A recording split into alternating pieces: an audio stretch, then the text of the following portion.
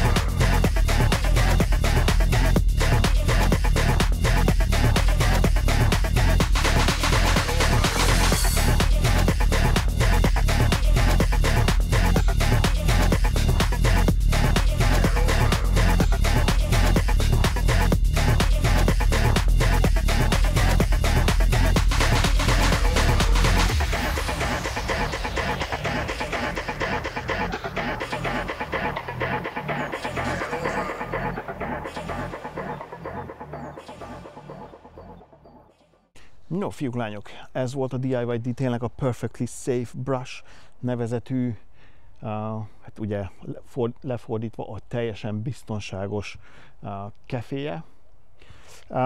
Jó kis puha egyébként, tehát a teteje a kis szálaknak puha, amikor nedves, akkor meg még puhább. Rengeteg vizet képes magában tartani. Egyszerű volt vele dolgozni, időközben az asszony visszanyúlta a felmosójának a nyelét, úgyhogy már vettem is egy saját nyelet hozzá, mert mostantól szerintem ezt rendszeresen fogom használni.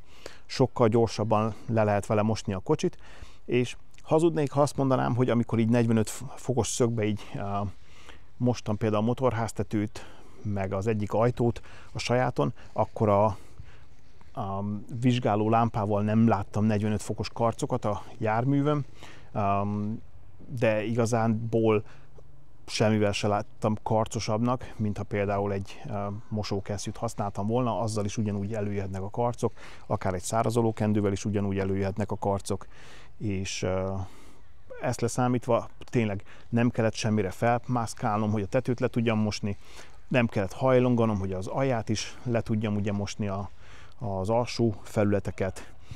Ami úgy érdekes, az, és ezt még valószínűleg gyakorolnom kell, itt ezeknél a részeknél, ezek a kis beugró részek, ezeknél, mintha nem szedte volna ki rendesen a koszt, de valószínűleg azért, mert én nem használtam a technikát megfelelően, de mindent összevetve frankon dolgozott. Na most, amikor a sajátomon használtam, akkor hótretek volt a víz, ugye akkor egy vödröt használtam. Hát ugye értelemszerűen a kosz nem jár fizikaórára, és nem tudja, hogy mi az a gravitáció, hogy neki lefele kellene menni, így a marketing szerint, ugye mindenhol ott van a kosz a vízben, tehát hótretkes volt, ezért is volt, hogy egy második öblítést is csináltam a sajátomon. A második kocsin, amin láttátok, ott pedig már 2 vödröt használtam, az egyikbe kiöblítettem a kefét, a másikba pedig már ugye ott már csak az öblítésmentes mosós víz volt, egyébként öblíteni is ilyen öblítésmentes mosóba csináltam, és úgy frankóban működött. Mind a 2 víz még akkor is koszos volt, de már a második lényegesen tisztább, mint ha csak egy vödröt használtam volna. Tehát azt mondanám, hogy így ebben a verzióban a legbiztonságosabb, és a második verziónál, amikor 2 vödröt használtam, akkor nem is csináltam egy utcsó öblítést, hanem ott már szárazolóval egyből rámentem, mert ugye biztosabbnak éreztem. Na most nem mondom, hogy az első verziónál is hiába volt koszos a víz, nem lehetett volna ráküldeni egyből a szárazolót, de valamiért úgy nem éreztem a cheat, és inkább leültettem még egyszer szárazolás előtt. De mindent összevetve tényleg nagyon patika, rengeteg vizet megtart, és tehát ahogy belenyomja az ember a vödör tisztítószerbe, tényleg 2-3 belemártogatás, és pikpak kijön a sörtékből a kosz, tehát szépen lehet amúgy vele dolgozni. Szerintem, ahogy mondtam, mostanában majd többet fogjátok látni a videókban, ahogy ezt használtam. Úgyhogy mindent összevetve nyugodt szívvel tudom ajánlani. Ezzel a videó véget is ért, ha tetszett, küldjetek egy lájkot, iratkozzatok fel a csatornára, ami nem tettétek volna, és nyomjátok meg a kis csengettyűt, így nem maradtok le ilyen és ehhez hasonló videókról. Köszönöm szépen a figyelmeteket, és kívánom, hogy legyen szép a napotok. Sziasztok!